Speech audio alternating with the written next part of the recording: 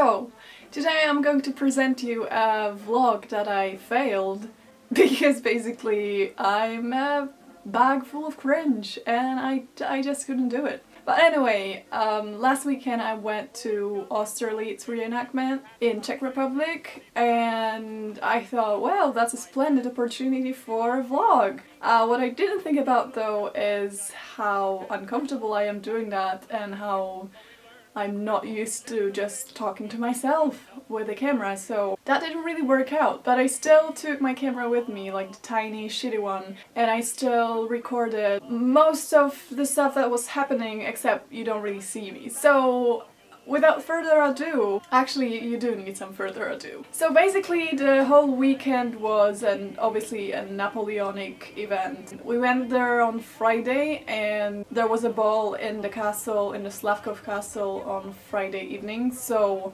that was pretty tight because we arrived. And by the way, this weekend had the best weather.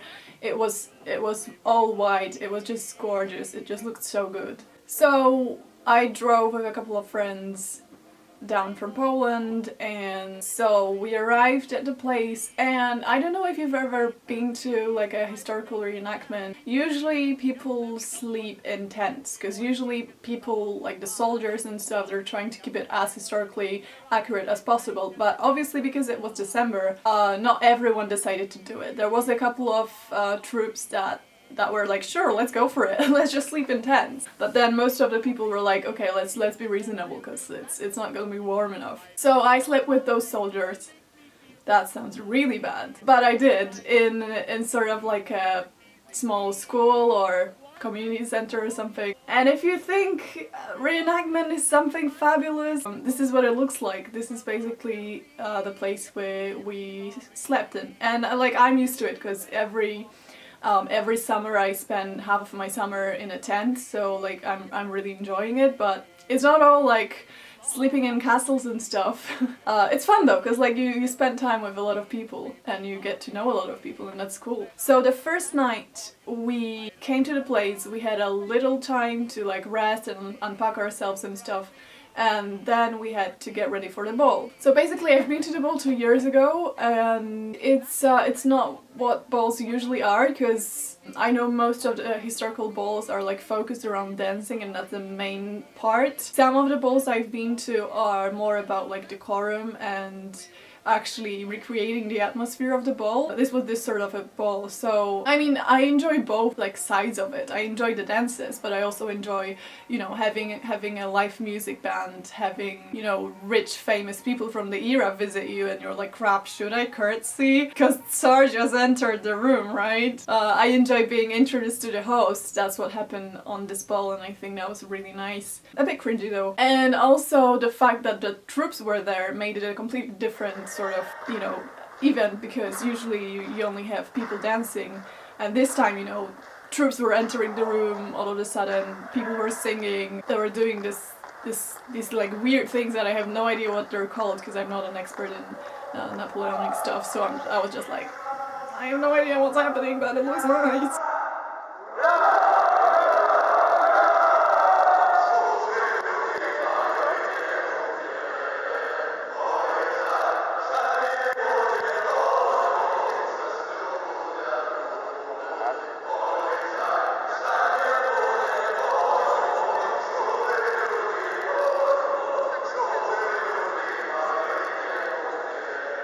But I did dance though, like I did some dancing. But overall I didn't feel the need for dancing, because usually on a historical ball you're kind of like, okay, I need to do as many dances as possible.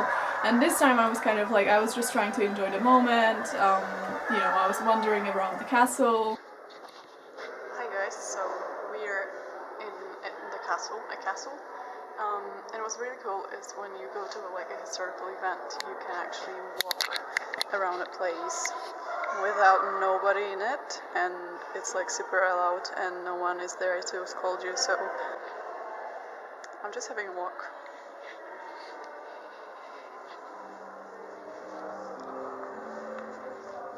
I was just looking at people recording stuff and I felt much more relaxed.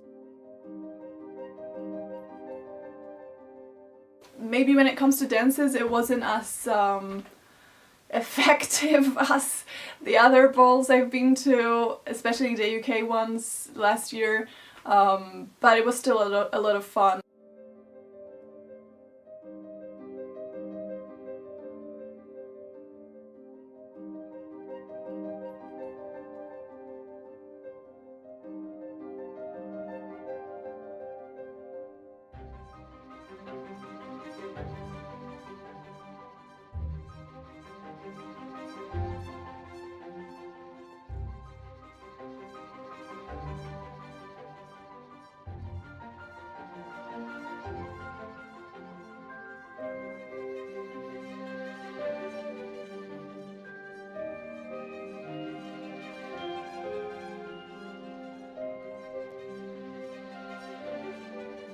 But it was still a lot of fun, lovely interiors, lovely atmosphere, and it was sort of like an intro to what I'm about to witness the next day. Unfortunately, by the end of the night I got a terrible headache, and we went to eat some stuff at like 11 p.m. and I woke up feeling sick after it, so I didn't drink, but I felt sick. And then the next day...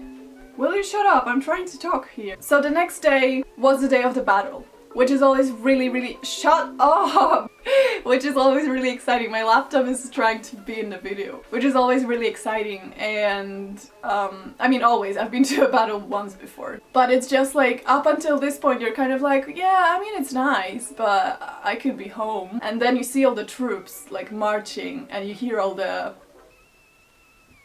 and you're kind of like, I'm getting really excited. So as soon as we got to the battlefield, you know, you can feel the atmosphere, and just like being between those troops, you're kind of like, crap, this is really serious.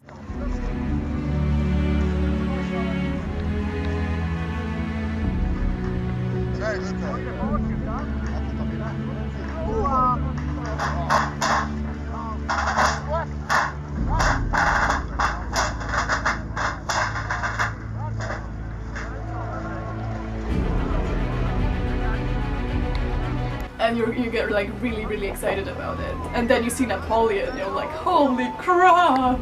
I can't see that he nodded!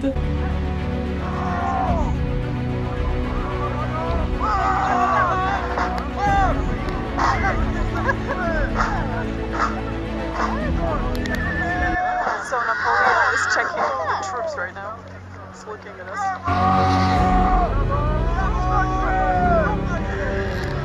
And it's really funny, and it's also really interesting to see all the troops kind of practicing their moves and stuff, because it's all very complicated and I have no idea what's going on. So what happened is they practiced for some time before, you know, before all the people that are watching the battle came, and then they had a break. So during the break I went to take some pictures, and we went to the camp, which is... The camp is like in the village, and there are several troops in the camp with lots of tents and fire. That saved my ass because I was so cold. Like, I've made myself a Regency pelisse out of fleece, and you know, I had a woolen dress, but it didn't work. I was still cold after just like sitting there for a while. So then we visited the troops, we had a couple of conversations with the guys. It's also interesting because they're all from different countries and from different cities, and they all wear different uniforms, and I think it's high time I learned what the hell is going on, because I was kind of like, okay, well, these hats probably mean they're Russian, and then they spoke German, and I was like, or not. So I guess if I wanted to do stuff like that in the future, I would have to be like, I would have to read more about it. I read about the battle though, because I was like, okay, if I'm going to battle reenactment, it would be nice to know what's going on, but I don't know much about it still. Another thing is, like, the way I attended the battle is not what people usually do, because you usually have the troops and like the soldiers, and then you have women that are with the soldiers, that are called a certain way. I don't really know what way, what the name is. And these women, you know what? I should probably charge the battery. And these women are kind of following the troops and carrying water and food and stuff that's needed, and I was there I was kind of like outside all of this. I mean, I was on the battlefield with them, but I wasn't following the troops, and like I was just dressed in a sort of way that let's say random English lady from the era would be dressed, so obviously I wasn't dressed very appropriate. I was just following the sort of like 1805 dress code. So there aren't a lot of people that do this. Like, there was me and a couple of my friends and a couple of people from different countries that are basically just kind of like bystanders, and we just stand in a certain area that's sort of where we're supposed to be, and you know, we're just sitting there and watching the battle. So after we visited the troops in the village and we drank some hot chocolate and stuff, we came back to the battlefield because the battle was about to begin. And I don't think you get excited until you see a person on a horse. Like, once you see a soldier on a horse, just one, you're kind of like, ah!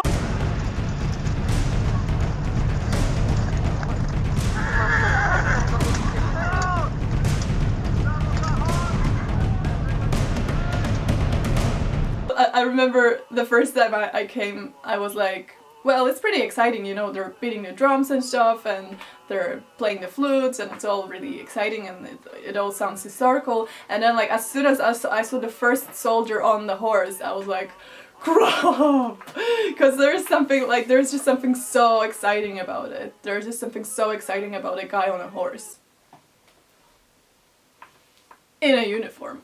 So then what happens is 1,000 soldiers basically gathers on a battlefield, and they pretend to fight with each other. Obviously, it's not like there's like 500 people on this side, 500 people on this side, and then they just clash. There's a lot of troops, and they all do different stuff and different things, and they all fight with different like parts of the troops and stuff.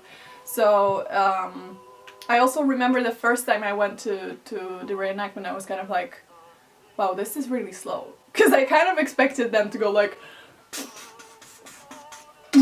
But no, they're kind of like, they have to, you know, load the gun, they have to like assemble the position, then they fire, then it takes like 5 minutes to you know, load the gun again. Then in the meantime, the guys on the horses, which is I guess cavalry, attack someone else, and they fight, and then they kind of split, and then they fight someone else. So it's all really slow, and it all takes a lot of time. But I'm telling you, the horses are the most exciting part.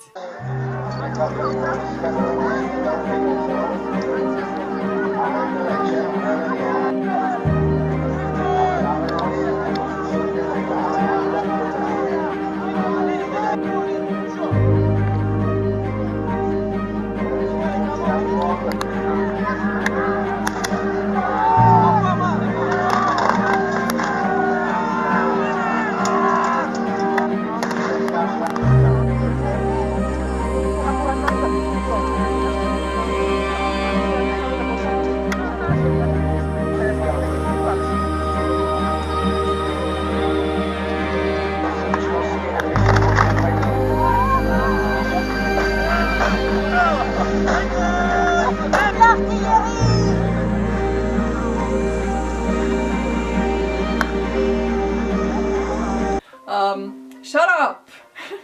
Okay, what do I do if iCloud is full? Because that keeps happening to me since August, and I can't turn it off.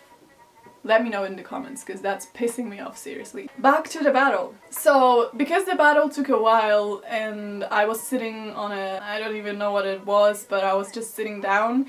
By the end of the battle, I was like really, really cold, and that wasn't the best thing ever. Because it was -3 or something, and it was okay and it was bearable until the sun started going down and until it started being really windy. So my feet were basically frozen by the end of the battle, and I was like, I know my shoes are kind of historically accurate, but I'm freezing to death, so I wish I could just take my mountain shoes with me.